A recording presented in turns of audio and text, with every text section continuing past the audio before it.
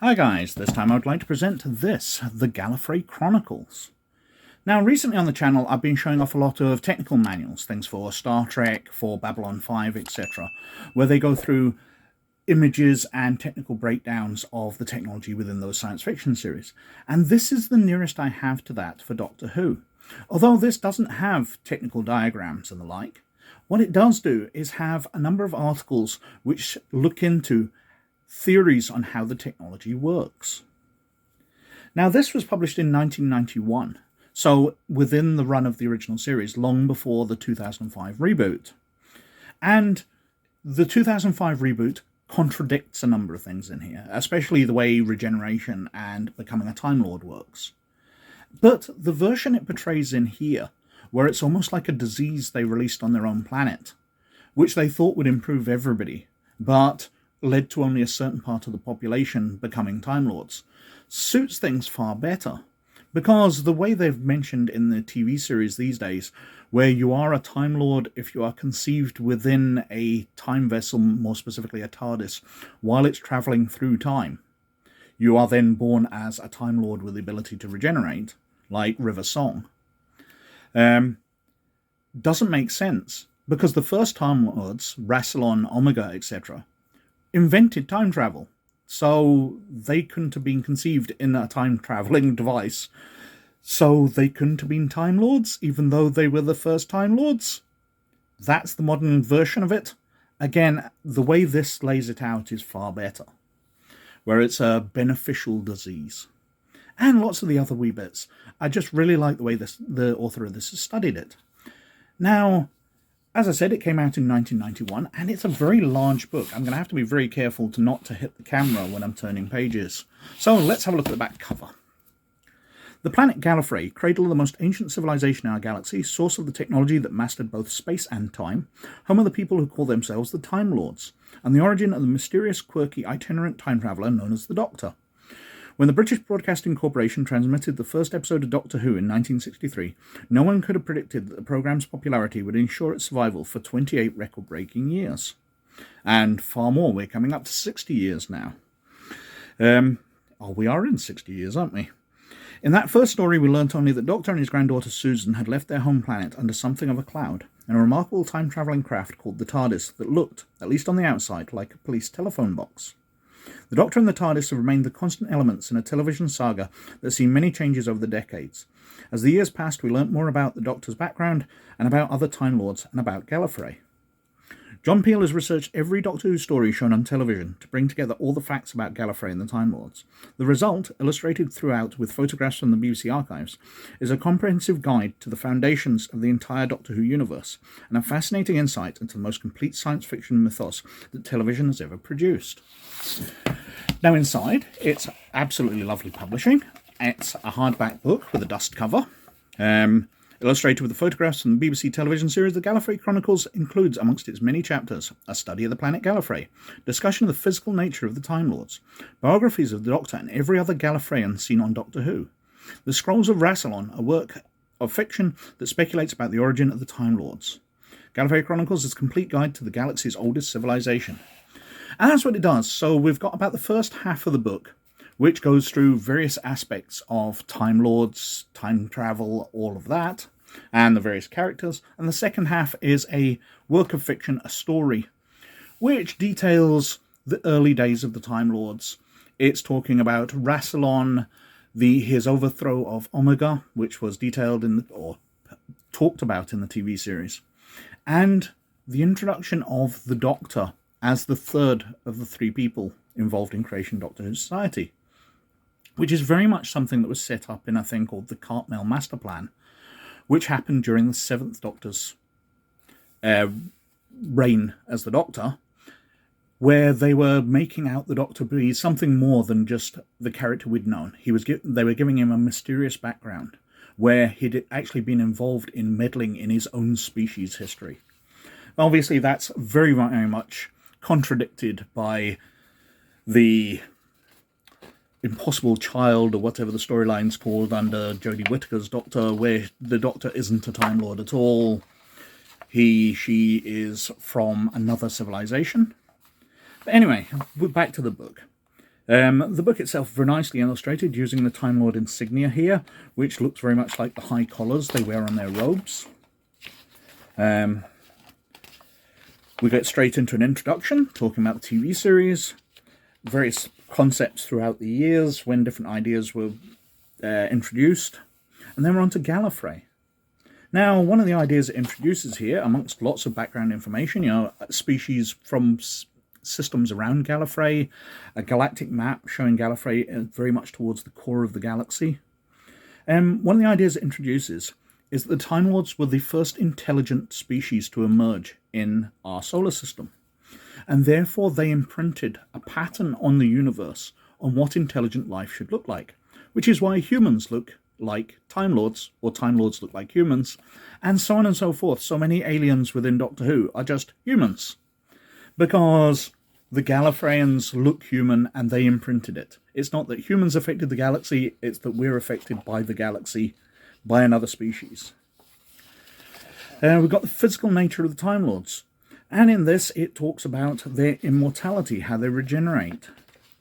And it introduces the idea, the speculations on Time Lord biology, that it's a nanomachine virus, that they created this virus and they released it on their planet. But it basically affects only a small part of their population and gifts them regeneration and long life and telepathy and two hearts and all that, all the improvements that being a Time Lord grants them. But also, it killed off a lot of the population, which is why Gallifrey is shown as mainly a deserted planet. And it ignored a chunk of the population as well, which is why you get Gallifreyan security guards and the like in the episode set within the Time Lord Citadel, who don't appear to be able to regenerate. They just die. So it explains the differences in a way that the TV series never has done. Let's take a few steps back. Perhaps the nanomachines can explain a few more things. Why are there only a few Time Lords? Why aren't all Gallifreyans Time Lords? Back once again to the idea that being infected by the nano devices, any such device will be tremendously complex. It might well not be able to work on everyone. Fantastic ideas, especially talking through all the different abilities that Time Lords have shown. Their ability to sense time, survive longer in a vacuum, etc. These are all improvements that somebody built into the design when they're engineering in the ability to regenerate anyway. If you're creating an ability to rewrite every cell in a body, then you might as well put in some improvements while it happens, which explains why the First Doctor, when he gets attacked at one point and they listen for his heartbeat, not heartbeats, because he was the First Doctor and he hadn't regenerated. All those improvements hadn't taken hold yet. Temporal engineering. So we talk about the TARDISes and how they work. Speculations, the telepathic circuits, explaining how the companions can speak local languages. Well, it's been talked about in the modern series that the TARDIS does this through the Doctor. There's one episode where the Doctor's unconscious and nobody can understand the aliens until he wakes up, and he completes the circuit, the telepathy, which allows everybody to understand each other. We've got the Matrix here, their big computer system, basically hooked into Time Lord brains. A telepathic computer as such. Time Lord politics. As I mentioned, we've got the high collars they've got. I actually really like that design. The guards look a bit silly. We've got the various elements of the time of Rassilon. So the Great Key, the sash of Rassilon, which appears to be some kind of force field, the Hand of Omega, weapon introduced. The trial of the Doctor and the Warlord. We go through the different Time Lords, speculation. Doctor had managed to remain hidden from the Time Lords during his first and second incarnation. How he managed it is unclear, especially as the Elders and the Daleks managed to track him down.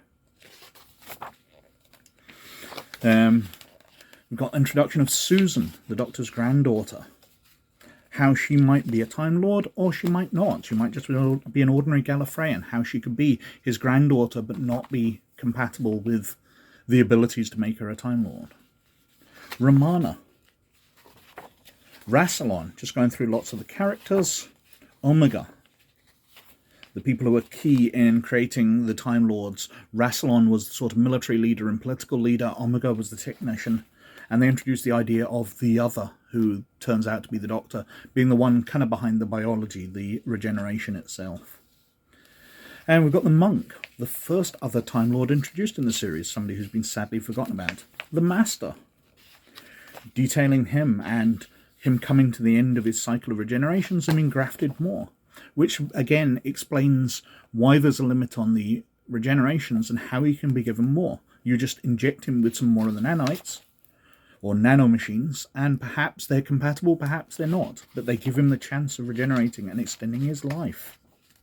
We've got Barusa, the High Lord leader, one of the teachers of the Doctor and the Master, but becomes the leader of Gallifrey and becomes very, very dangerous as he wants to achieve unending regenerations, eternal life. The Rani, the Valyard, a version of the Doctor where he made all the wrong choices. Now, again, detailing how they think about that. The Guardians, these are beings from beyond the universe, beyond space and time. Renegade Time Lords, including Morbius, who gets put together in a patched up body.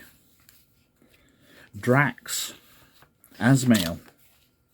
Got other Time Lords here, just where it briefly mentions them. I don't even think these are named ones. Coordinator Engine, I suppose, Hildred. But these are very much bit parts. The Gold Usher. Just going through all the Time Lords in it. And then, as I said, we get into a story. Talking about Rassilon, after he comes back from beating the space vampires. Yes, that is a Doctor Who storyline. And his days. So day one, returning to Gallifrey. How he talks to Omega about creating time ships. How people introduce the idea of regeneration. How he changes the culture. How he militarizes it to keep the power in his hands. Because if he's going to live forever, he never wants to lose it. He proposes to develop a disease called immortality. Not a disease exactly, he corrected me in his nervous way when I laughed. A virus. It will live within the body and breed. It will be specifically tied to the genes of the person it inhabits and constantly monitor the person's body, eliminating and repairing anything that goes wrong. And death, I said? That is actually, I couldn't do much about. Not real death. But then as they continue researching it, they discover regeneration. I'm beginning to suspect that a little of Omega's egocentry is rubbing off on me. My personal force shields are finished, so I called them the Sashes of Rassilon, because they need to be protected, but he sabotages Omega's one. So there won't be 3 leaders of Gallifrey, there will only be the one. And we go on through the days as they build up to the time travel experiments. It is accomplished. We are no longer Gallifreyans, but the Lords of Time. I sit in my offices in the Citadel. The hum of the power surrounds me. And then we've got day 20,000. I found the old diary I used to keep the other morning and read through it. Final entry. Rassilon is now finished. It has fallen to my task to seal or destroy it all. Under this entry, one final word has been written. The handwriting on a much later date belongs to ex-President Barusa. It reads simply, interesting. So leading into the events of the 5 Doctors, where President Barusa is researching or trying to trick the Doctor into releasing Rassilon's eternal regeneration abilities. Cast of characters, and that's it. Now, John Peel is a well-known authority on broadcast science fiction. His books include novelizations, the Doctor Who stories, Chase and Dalek Masterplan, Time Worm Genesis, the first original novel in the New Adventures series. So that is the Gallifrey Chronicles. As I said, I absolutely adore it because it details somebody's ideas on how Doctor Who works. And these make a lot of sense to the original series. As I said, it's contradicted a lot by the new series. But if you're a fan of the old series and you want to read some absolutely brilliant ideas which will explain how all this technology kind of works, then I can only recommend this book. It's fantastic. But anyway, as usual, I think I've whittled on for quite long enough. So, thank you, as always, for watching. But most of all, you look after yourselves. And I'll catch you later. Bye now.